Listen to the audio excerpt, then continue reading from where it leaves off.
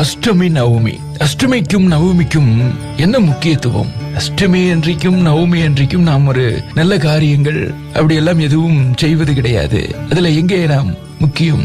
நல்ல காரியங்கள் அல்லாத செயலுக்கு வேண்டுமானால் நாம் முக்கியத்துவம் தருகிறோம். அஷ்டமி என்றும் நவமி என்றும் நல்ல காரியங்கள் ஏன் செய்வதில்லை? என்ன காரணம்? நம்முடைய ஆன்மீக பெரியோர்கள் என்ன சொல்லுகிறார்கள்? ஒரு குறிப்பிட்ட நட்சத்திரங்கள், ஒரு குறிப்பிட்ட தினங்கள் இப்படி எல்லாம் வருகிற பொழுது இந்த மாதிரியான செயல்கள் கூடாது, இந்த நட்சத்திரங்களில இந்த திதிகளில இப்படிப்பட்ட விஷயங்கள் எல்லாம் செய்யலாம், இப்படி எல்லாம் சொல்லி இருக்கிறார்கள் இல்லையா? இதெல்லாம் ஏதோ ஒரு காரண காரியமாக அப்படியே சும்மா சொல்லி இருக்கிறார்கள். அப்படி எடுத்துக்கொள்ளலாமா? அதுல விஞ்ஞானம் இருக்கிறது என்கிறார்கள் பெரியோர்கள். நம்முடைய முன்னோர்களினுடைய வாணியல் அறிவு அதுல பளிச்சிடுகிறது என்கிறார்கள். எப்படி? ஸ்ரவர் மகாத்மா அஷ்டமி என்று பிறந்ததால் ஒரு மிகப்பெரிய போரை நடத்த வேண்டி இருந்தது. ஸ்ரீராமர் நவமி என்று பிறந்ததால் அவருடைய வாழ்வில 14 வருடம் காட்டில கழிக்க வேண்டி இருந்தது. அப்போ இந்த காரணங்களினால் தான் அஷ்டமி நவமி என்று நல்ல காரியங்கள் செய்வதில்லை அப்படி சொல்லிவிடலாமா என்ன? அல்ல.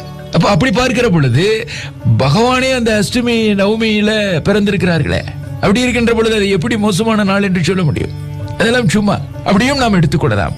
அப்போ என்ன விஞ்ஞானம் இருக்கிறது, அதில் என்ன நம்முடைய முன்னோர்களினுடைய வானியல் அறிவு இருக்கிறது என்று பார்த்தால், பூமி தன்னைத்தானே சுற்றி கொள்வதை நாம் ஒரு நாள் என்று சொல்லுகிறோம்.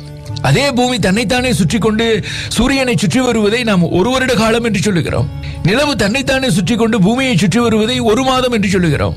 அதனால்தான் மாதத்திற்கு திங்கள் என்கிற பெயர் உண்டு என்று சொல்வார்கள். திங்கள் என்றால் சந்திரன். நிலவு தன்னைத்தானே சுற்றி கொண்டு பூமியை சுற்றி வருகிற பொழுது ஒரு பாதி சுற்று 15 நாட்கள் அமாவாசையாகவும் அடுத்த 15 நாட்கள் பௌர்ணமி என்றும் நமக்கு சொல்லப்பட்டிருக்கிறது. அமாவாசைக்கும் பௌர்ணமிக்கும் இடைப்பட்ட 8வது நாளை அஷ்டமி என்று சொல்லுகிறோம். ஒரு மாதத்திற்கு 2 அஷ்டமி வரும். தேய்பிரை அஷ்டமி என்றும் வளர்பிறை அஷ்டமி என்றும் நாம் சொல்லுகிறோம். சரியாக அஷ்டமி தினத்தன்று நாம் வாழக்கூடிய பூமியானது சூரியனுக்கும் சந்திரனுக்கும் நடுவிலே வருகிறது. அந்த வேளையில சூரியனுடைய சக்தியும் சந்திரனுடைய சக்தியும் பூமியை தங்கள் பக்கம் இழுப்பதினால் ஒருவித அதிர்வு ஏற்படுகிறது என்கிறார்கள். வைப்ரேஷன் எழுகிறது என்கிறார்கள். அந்த வைப்ரேஷன், அந்த அதிர்வு பூமியில் இருக்கக்கூடிய அனைத்து ஜீவராசிகளிடமும் எதிரொலிக்குமாம். இப்போ பேருந்துல நாம் பயணம் செய்கிற பொழுது நம்மால் சரியாக எழுத முடியுமா என்ன? பேருந்து செல்லுகிற அந்த அதிர்வுல சரியாக எழுத முடியாது. அதை போன்று நமக்குள்ள அந்த அதிர்வு ஏற்படுத்தும். அதன் காரணமாக எந்த ஜீவராசியாலும் ஒரு நிலையான முடிவை எடுக்க முடியாதாம். அந்த வேளைகளில் நாம் எடுக்கக்கூடிய முடிவும் நிலையற்றதாக இருக்குமாம். நவமி கழிந்த பிறகு பூமி தன்னுடைய இயல்பு நிலைக்கு திரும்புமாம். அப்போதுதான் மனிதர்கள் உட்பட அனைத்து ஜீவராசிகள் மனமும் நிலை பெறுமாம்.